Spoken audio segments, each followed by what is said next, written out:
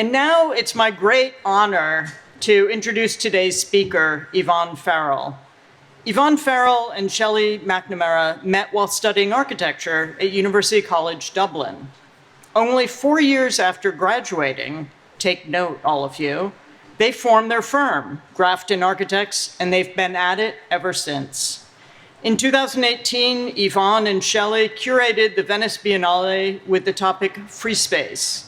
In 2020, the pair were awarded architecture's highest honor, the Pritzker Prize. Dedicated educators, together they held the Kenzō Tange Chair here at the GSD in 2010. Together, Yvonne and Shelley have designed some of the world's most celebrated academic and civic buildings, from their hometown of Dublin to Milan to Lima, and even here to Harvard, where they've designed the new economics building currently under construction behind Littauer Hall.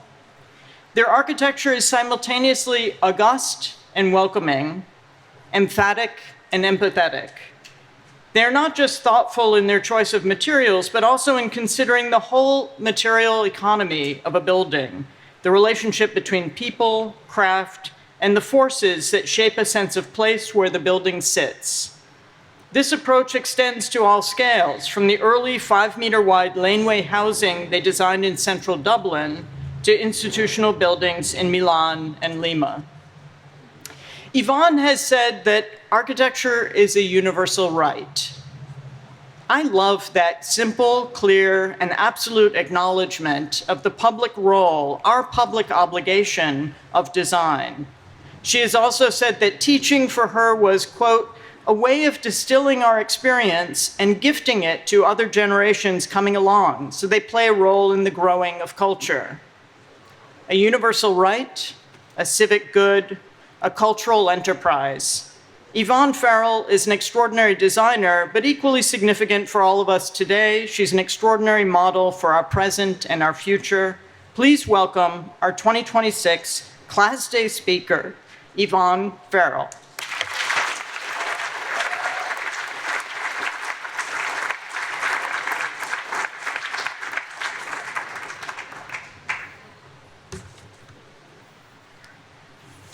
Hello, everybody.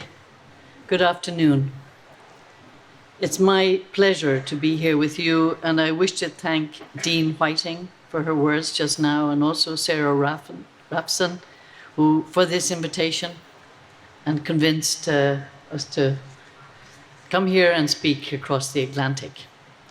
So Harvard says that Harvard University Graduate School of Design educates leaders in design, research, and scholarship to make a resilient, just, and beautiful world. It's fantastic. So today is a day of celebration, a day of joy, a day of achievement. It's the result of time well spent, of tremendous effort, immense focus, dedication. This ritual of celebration makes us fully human. Olympian athletes carry an Olympic flame, that torch of excellence, those gold medals. What you carry with you today is the Harvard Gold Standard.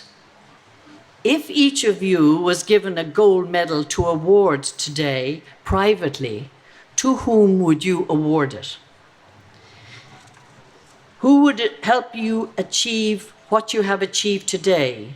To whom do you send your gratitude for their support over the years? To parents, guardians, partners, close friends, teachers along the way, for their insight, for sharing their experiences, for seeing something in you, for their wisdom, their energy, for handing on the baton.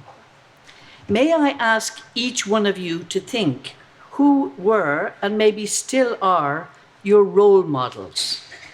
Perhaps it was Alexander von Humboldt for his extraordinary wisdom, exclaimed and explained so clearly to us by his beautiful synthesized drawings, which described his then quite a radical theory that everything on this planet is interrelated.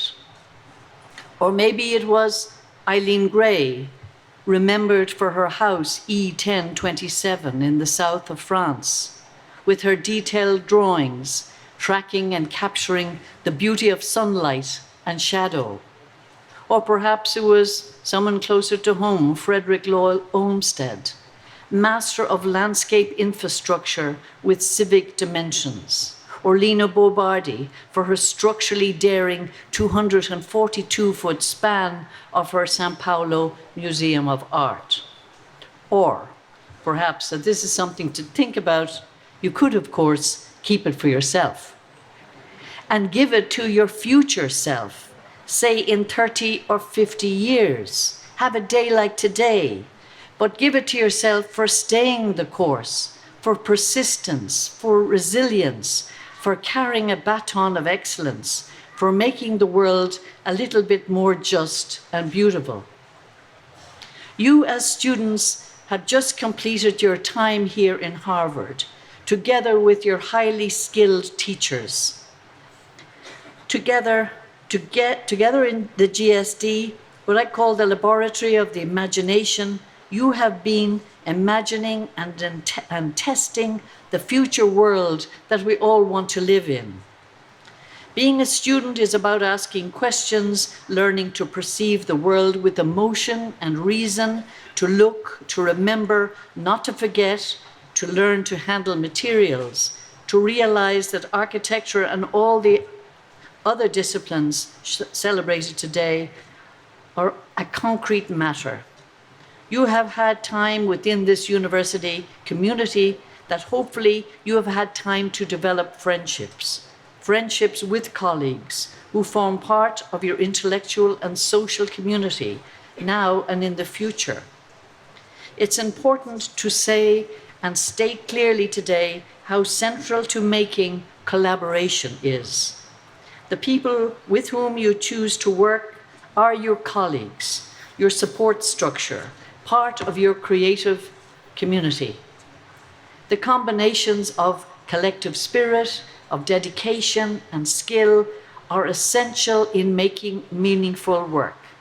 All the disciplines celebrated today, architecture, landscape, urban planning, engineering, real estate, these all rely on the strength of design teams because it's also a reliance on the professional capacity and capabilities of others. This interconnectivity or interconnection of disciplines is reinforced by knowing that since 2008, more than half of the world's population live in cities. This requires us all to reassess our work and its impact on the earth. Rather than thinking of projects as isolated objects, all of us, in all our different disciplines and specialities, need to think about projects as new geography, making an infrastructure for life. With globalization, sameness obliterates uniqueness. Each place on this precious earth has unique coordinates, history, traditions, and culture. Within the haptic disciplines of architecture, landscape, urban plan, engineering, as mentioned, imagination, intelligence, craft, and art translate use into something meaningful. To do this, it is necessary to navigate creatively within the construction industry, inventing and making with available resources. It's really important that we all value and note that the earth is precious. Because all of us, in the disparate disciplines that we discuss and laud today, create the outer crust of the Earth's surface. Our work, altogether, could be described as expressing in our contemporary world the physics of culture. This GSD School of Architecture is a place where values are nurtured, where values are grown. Quoting Kenneth Flampton, who says, "I believe there's no significant innovation without traditions, and that there is no living tradition without innovation. Architecture is not an open-ended, value-free experiment," end of quote. Why is education so valuable? Because shared experience, shared knowledge open up new possibilities. We are acutely aware that students themselves need to be tended as well as acquiring information, because information availability is different now than it was in the past. We have access to so much, but this has spatial implications. It asks the critical question, why do we come together as humans? Something happens when we do get together in person. Unstructured conversations are possible. We humans are social beings. For example, digital possibilities such as Zoom and Teams provide connection, but they are distant. It's important to ask the question, why do we build? What role has building now? It's because space affects people. Buildings, landscape, infrastructure become our outer skin. They affect how we feel, how we impact on others, how we represent ourselves. And why do people travel to visit buildings, to visit places? They go there because when they get there, they feel, they sense that they are being enveloped, held by beauty, held by what a colleague said to me recently, art is matter turned into life. Buildings, landscape, awake perceptions. Our perception of other people, of sound, of touch, of smell, temperature, time, the movement of the sun, the seasons. By sensing spaces, by experiencing spaces, there are things that seep into our unconscious and then re-emerge. For example, when we were working on the competition phase for Bocconi University in Milan, we found useful and appropriate sources of influence. We remembered Jorn Utsen's wonderful sketches of the Mayan stepped pyramids in the Yucatan in Mexico.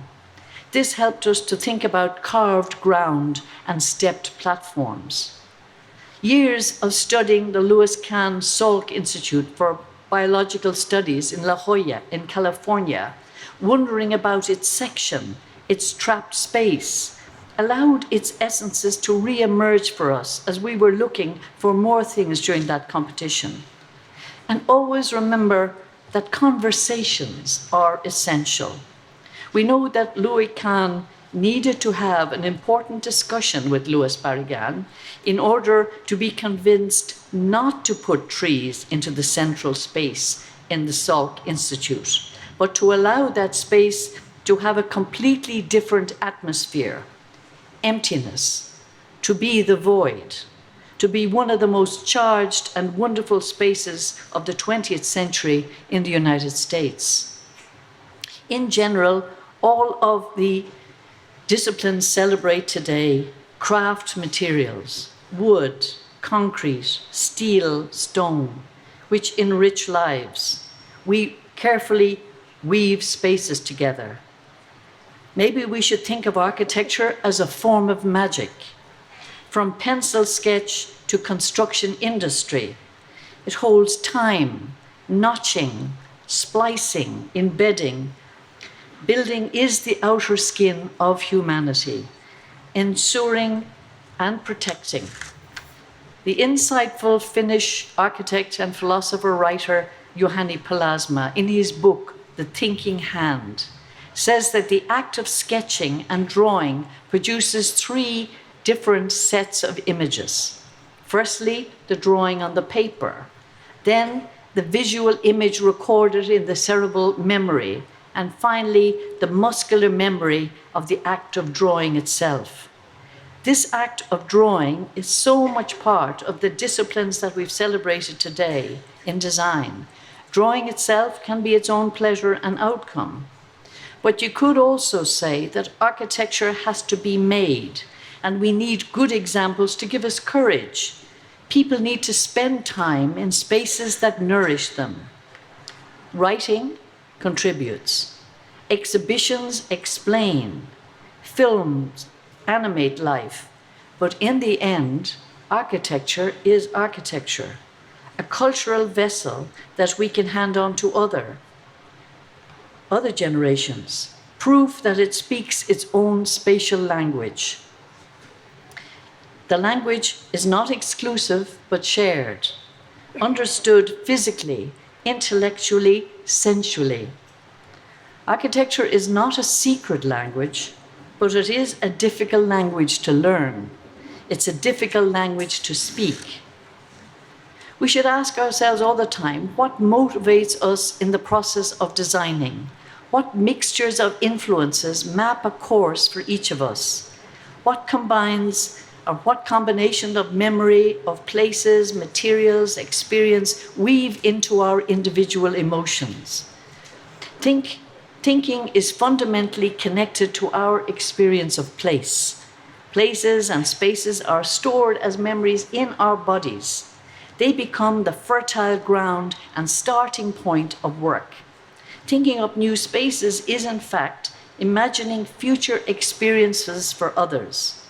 Graduating today with your highly articulated haptic sense, you have the ability to invent spaces that people will experience and hopefully remember with pleasure. Professor Hugh Campbell in the University College Dublin discusses time in relation to architecture, saying, and I quote, "Conceiving of architecture as active allows time to play a greater role in our thinking.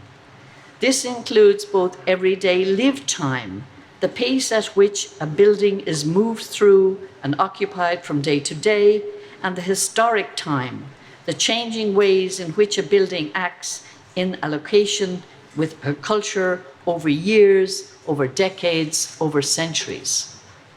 The Slovenian architect and teacher Maruša Zarek, in her book entitled Unveiling the Hidden, says, "Architecture, like nature, has a power to stop both time and ourselves, to reflect and see that the beauty that surrounds us is the very same beauty that is inside us all. Like sheet music requiring to be played, a drawing, a design requires to be built, to become space in which we can physically be in order for it to become architecture. We also need to defend design. We need to claim time, take our time, live our time. The spaces that you, the graduates of today, imagine are the foresight into the future. We all need to listen, to think, consider, remember, and invent. Coming back to the value of conversations, in an essay entitled Conversation of Forms, between Luis Barragan again and Mario Setyanan, the Mexican architect and landscape architect. Setyanan asked Barragan if he could define the difference between architecture and landscape architecture. I'm probably in trouble here with such a... Barragan answers, and I quote, "No, both involve creating a space. They are part of the same continuum. Landscape architecture is an architecture without ceilings." And coming back to the earth as precious, there's a book by the writer Robert Macfarlane called Is a River Alive? This is a powerful synthesis of literature, activism, and ethics, reshaping the way we perceive the world. He insists that we must learn to see rivers as complex entities, worthy of moral consideration and legal protection. This calls us back to the fundamental truth long neglected, that humans and nature are inseparable. Our destinies are intertwined. Our survival are otherwise mutually assured. Often attributed to Marime Kabe, in his book, Robert Macfarlane says, and I quote, "Despair is a luxury, hope is a discipline," meaning that apathy is easy, but sustained hope requires active daily commitment. Hope is not a passive emotion. It is a practice of working for change. On Friday, the 8th of May earlier this month, David Attenborough, the broadcaster, natural historian, and writer, celebrated his 100th year birthday. This much-loved, generous, committed human being has, over his incredibly long career, over 80 decades, has become the voice of the natural world. He is still working, even at 100 years old. He constantly reminds us of the beauty of nature, reminding us how precious it is. And as we build, as we make landscape, infrastructure, below ground and above ground, we are part of making that outer crust of the earth. And as graduates celebrating today, as you now set sail on the next phase of your life, like all seafarers, we wish you fair winds on your next voyage. In the future, you may diversify and become the best of all things, wonderful clients, or become key policy makers who will transform the context in which good work is possible to do. Your next voyage reminds me of a book called The Brendan Voyage, written by the explorer, historian, and writer Tim Severin, on a journey done in 1976 and 1977, in which Severin and his colleagues undertook a sea journey in a small open boat made of all things, made of leather, using only techniques and materials available in the 6th century AD. That's 15 centuries ago. There was a man, an Irishman called Brendan the Navigator, who was supposed to have set sail to America. The book conveys the incredible sensation of being in a small boat in the vastness of the North Atlantic. The vessel comprised of 49 ox hides, each 4 foot by 3.5 feet, made and stitched together over a wooden frame of oak and ash. This leather skin was the only thing between the crew and the North Atlantic Ocean, and that thickness of the hides was 1/4 of an inch.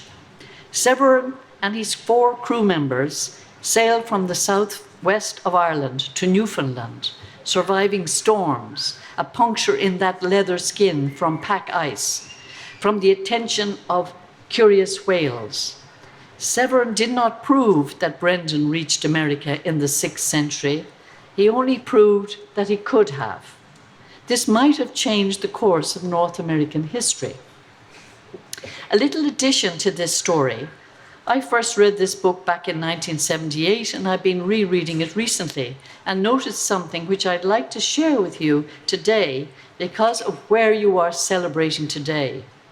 As Tim Severin writes about how the idea for his voyage came about, he mentions his wife Dorothy, a specialist in medieval Spanish literature, with whom he's discussing a specific text about Brendan the Navigator, and then he mentions, and I quote, "In fact, we had first met in the library at Harvard University, where we were both doing research.